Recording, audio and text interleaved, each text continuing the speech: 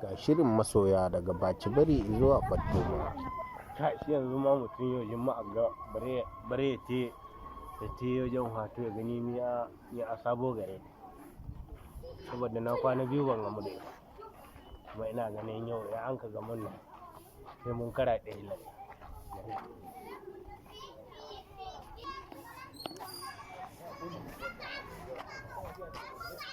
Kina wara mu je gidan Surayya ko tana nan?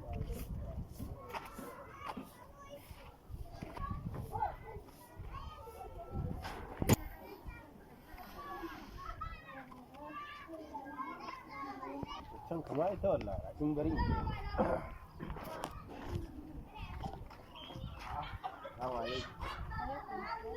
Ke kuna nan?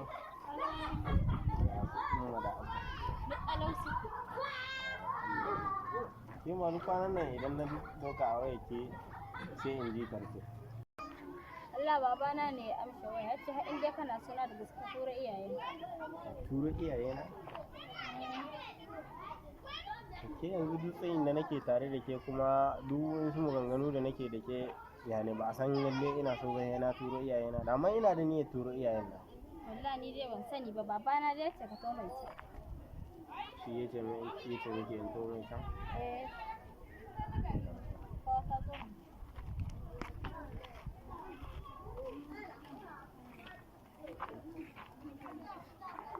Hadda wani amshi waya.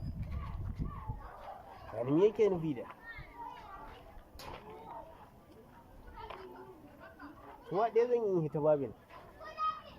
Ni da addadi yawa.